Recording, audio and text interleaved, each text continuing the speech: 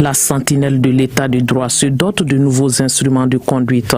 218 recommandations compilées dans un rapport avec un livre blanc sur tout le processus pour une justice au service du citoyen.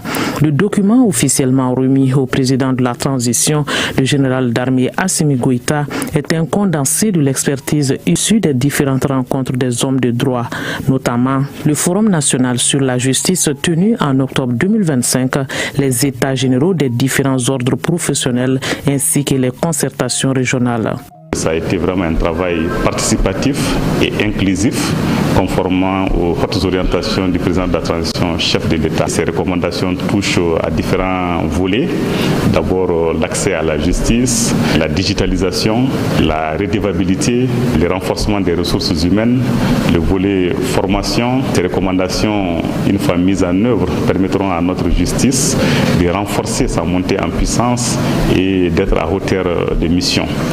Le président de la transition a reçu avec bonheur ces différents documents et il nous a donné des orientations par rapport à la mise en œuvre de ces différentes recommandations, tout en nous assurant de son soutien et de son accompagnement constant. Au centre des recommandations, l'accès à la justice, un droit fondamental offrant la garantie à chaque citoyen de faire valoir ses droits devant une juridiction compétente. Des principes qui solidifient l'indépendance de la justice.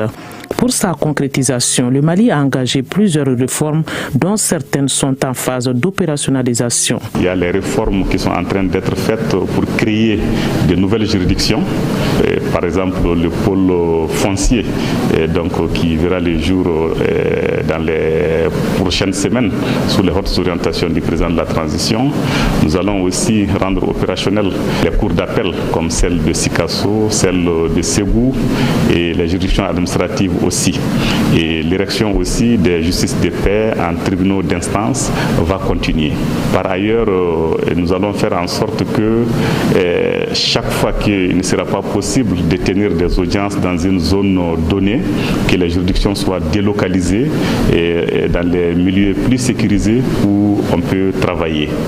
Au-delà de cela, il faut dire que nous avons une ligne verte, donc ligne Bingani-Kunafoni, qui permet à ceux qui sont victimes d'abus, de lenteur dans le cadre du traitement de leurs procédures, puissent saisir les autorités judiciaires afin de souligner leurs problèmes et faire évoluer le traitement de leurs dossiers. Pour le volet la justice garante des droits de l'homme, l'accent est mis sur les services de contrôle et de suivi ainsi que ceux de supervision pour corriger les imperfections. Il a été fait beaucoup de recommandations dans le sens de l'humanisation des conditions de détention au niveau des maisons d'arrêt, dans le cadre de l'accélération du traitement des procédures afin que les personnes qui sont mises en cause puissent connaître leur sort dans les meilleurs délais.